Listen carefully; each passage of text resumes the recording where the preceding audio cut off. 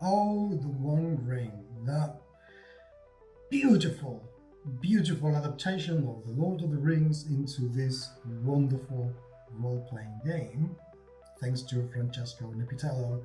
And now, thanks to other people, we have Hobbit Tales. I am mega excited to get this and get to open it. Is it going to be worth, though, the amount of money that you have to spend to get your hands on it? I'm Paco Garcia, I'm the free leaguer, and I am about to tell you.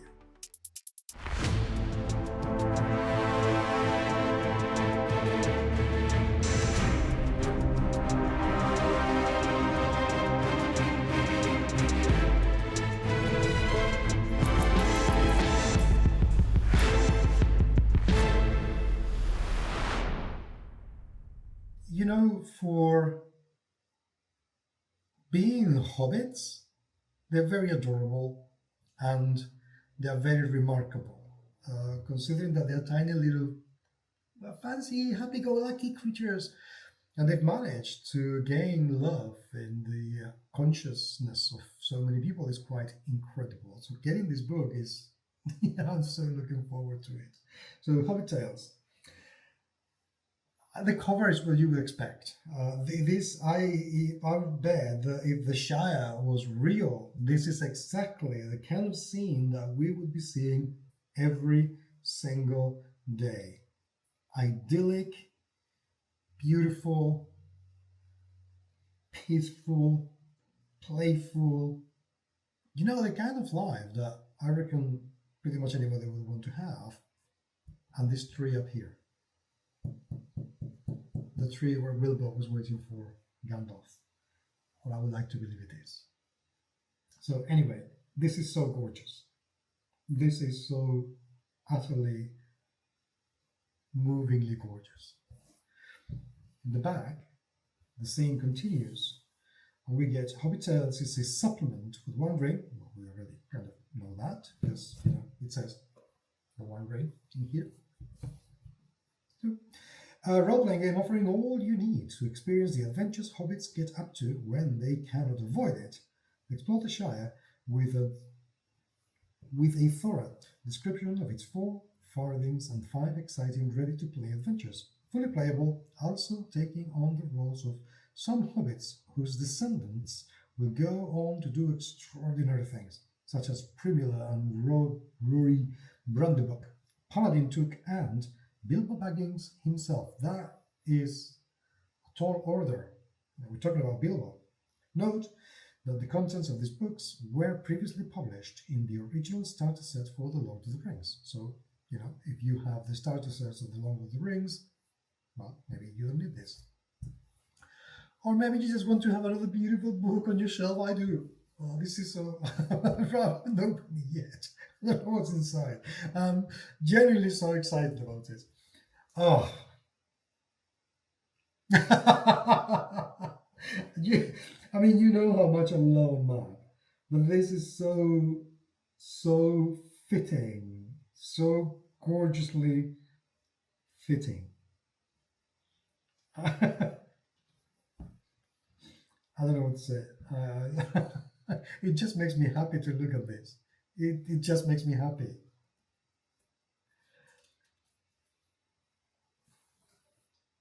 So, what do we find here? Regarding the Shire. See, this is what I like about these books, that even the language has been tailored to give this evocative feel of The Lord of the Rings. It's just fantastic. It's so good. So, we get, regarding the Shire, a brief history of the Shire, the geography of the Shire, the Westfarthing, the Southfarthing, the Northfarthing, and the Islefarthing. Then we have Buckland and the Old Forest. So I suppose that the Westfarthings are going to be the most interesting bits of... yes, Westfarthing. Of course I can't pronounce it, but it's funnier. So that's what we get in the first episode, the first chapter. It goes from page 8 to page 54. So there's an awful lot of info here in not a huge amount of pages. Concise, to the point, beautifully written. That's what a book should be about.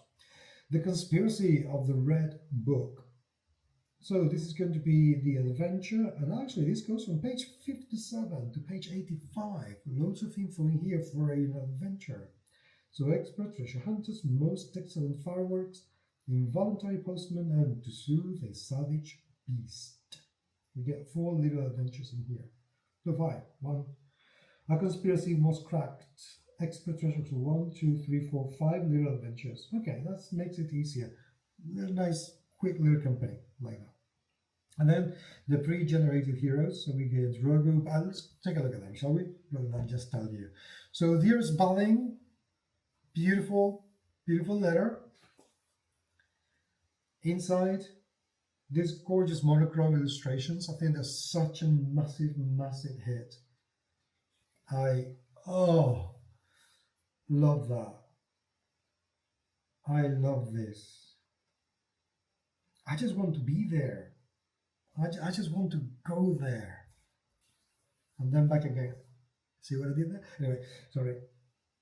I promise I won't do that again. So, layout. Clean, very easy. Again, as usual, not enough separation. I know this is not going to do anything about it, because it's too late. The art direction is set, the templates are set, the layout is set. For future pains, please. How everything's been separated, it's very good. This is perfectly consistent with any other book from the One Ring series and how they've been organized, which is lovely, because that gives this familiarity that you know exactly what you're going to find when you buy one of these books. There aren't any mega huge surprises. And then we get the adventures. I think just the artwork is tremendous. Yes, this plays very much with the wraiths and how, the hobbits hid under the roots so they couldn't be found. It's kind of a very nice reminiscent moment to it. I love it. This is beautiful. This is so beautiful. I can see a hobbit doing this and just looking at the elves go by in awe. Elves like this gods in Middle Earth, so far away from anything and anywhere. Oh, this is interesting. So we got, okay, I'm not sure I like this. I'm not sure I like the idea of to be turning the book upside down every time that I want to read the description of a character and then see, I don't like that. Disappointed. If they had turned this around, you could see this and have the whole thing. You could even prop the book like that. Prop the book like that and have everything in the right place and everything perfectly readable. I think that there's a missed opportunity there. What happened? What happened there? That's such a shame. Oh no.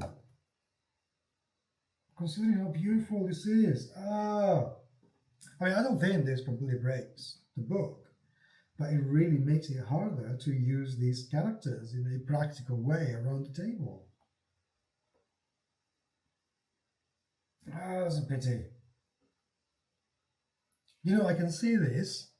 I could see this working in a spiral bound or something similar, so people can turn it upside, the other way around, so you can prop it so players could see it, which I'm not going to do. But basically what I'm saying, if they were to do this, so you see here the description of the character, or the NPC, for the players to look at, and on the other side, you get the description of all the abilities and everything for the GM to use. That I can see. That would be very good.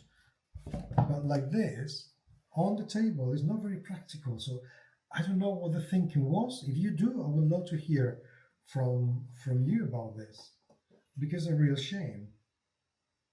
And then it ends with a quick index of everything that we're meant to find inside the book. So bittersweet, bittersweet.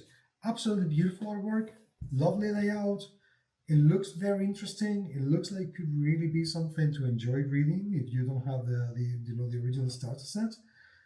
I don't know about these characters. I don't understand that. Could you please explain to me why they've done it that way? Because I cannot think of a reason why. But anyway, thank you very much for being there, and let me know what you think. I will read you in comments, and I will talk to you very, very soon. Take care.